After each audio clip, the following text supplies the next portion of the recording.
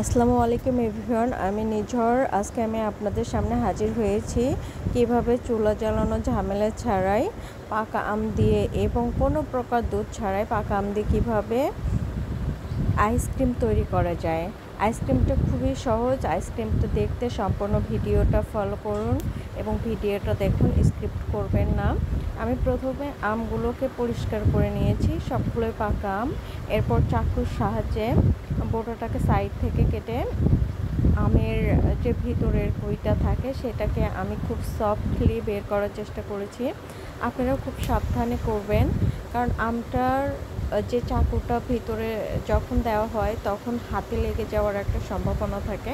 তাই খুব সাবধানে এবং ধীরে ধীরে এভাবে আমের ভিতর থেকে আমের যে কুইটা আছে বা আটিটা আছে সেটাকে বের করে নেওয়ার চেষ্টা করেছি।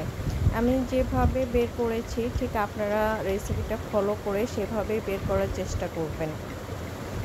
আমি সবগুলো আম একে একে এভাবেই বের করে নিব, আর খুব সাবধানে করেছি, কারণ যে কোনো মুহূর্তে হাতে চাকু লেগে যেতে পারে বা আমের যে গাটা আছে উপরের অংশটা এটাও কেটে যেতে পারে।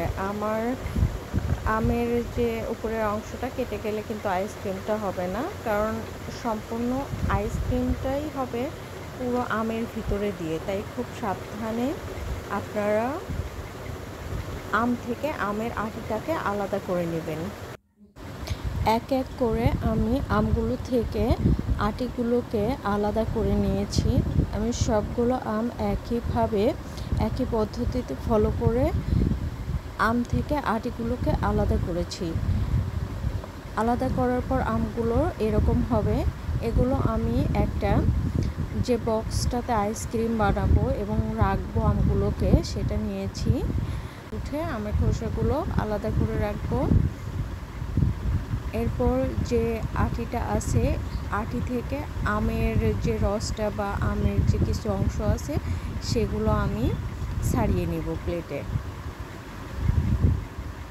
আপনারা ভুল করে ফেলে দিবেন না, কারণ এই রসটা বা আমের যে অংশটা আছে এটা খুব প্রয়োজনীয়। এটা দিয়েই আমি মূলত আইসক্রিম তৈরি করব। এটার সঙ্গে আর লাগবে হচ্ছে বেকারির যে বিস্কুট, সেই বিস্কিটটা। জাস্ট এই দুটো জিনিস দিয়েই এই পুরো ম্যাঙ্গো বা যে আইসক্রিমটা আছে সেই আইসক্রিমটা হবে। খেতে কিন্তু খুবই টেস্ট। আমি তো বিশ্বাসই করতে পারিনি যে এতটা টেস্ট হবে, বাট সবাই খাওয়ার পর যখন কমেন্ট করলো আমার খুব ভালো লেগেছে। আপনারা খুব সহজে বাড়িতে এভাবে রেসিপিটা করতে পারবেন। বাচ্চারা তো সব আমের সিজন আসলে কান্না করে বা নতুন কোনো রেসিপি খেতে চায় পরিবার, তো সেই সূত্রপাত থেকে আপনারা হচ্ছে কোনো প্রকার ঝামেলা ছাড়াই আর কি এই আমের ম্যাঙ্গো আইসক্রিমটা বানিয়ে নেবেন। আমি বিস্কুটগুলোকে আমের মিশ্রণের সাথে এভাবে গুঁড়া করে মিক্সড করে নেব। একদম খুব ভালোভাবে মিক্সড করবেন যাতে কোনো দানাদার বা মিহি অংশ না থাকে। মিহি থাকলে একদম মিহি করে নিতে হবে। আমার মিহি করা হয়ে গেছে, বেটারটা তৈরি হয়ে গেছে। এবার আমি এই বেটারটাকে আমের যে অংশটা আলাদা করে রেখেছিলাম খোসা, সেই অংশের ভিতরে দিয়ে দিব। আমের ভিতরে দিয়ে এভাবে একটু হালকা করে ঝাঁকিয়ে নিব আমি, যাতে আমটার ভিতরে সম্পূর্ণ ভালোভাবে যেতে পারে। আমার আমটার ভিতরে দেওয়া হয়েছে। এবার আমের যে উপরের কাটা অংশটা ছিল সেগুলো দিয়ে আমি ঢেকে দিব এবং যে বক্সটাতে আমি আমগুলোকে রাখবো সেই বক্সে রেখে দিব। আমি এক এক করে এভাবে সবগুলো আমের ভিতরে পুরটা ভরে নিয়েছিলাম এবং আমের বোটা বা উপরের যে কাটা অংশটা আছে সেই অংশ দিয়ে আমগুলোকে ঢেকে দিয়ে আমগুলোকে বক্সে নিয়ে নিয়েছি। এবার এগুলোকে আমি ডিপ ফ্রিজে 3 থেকে 4 ঘন্টার জন্য রেখে দিব।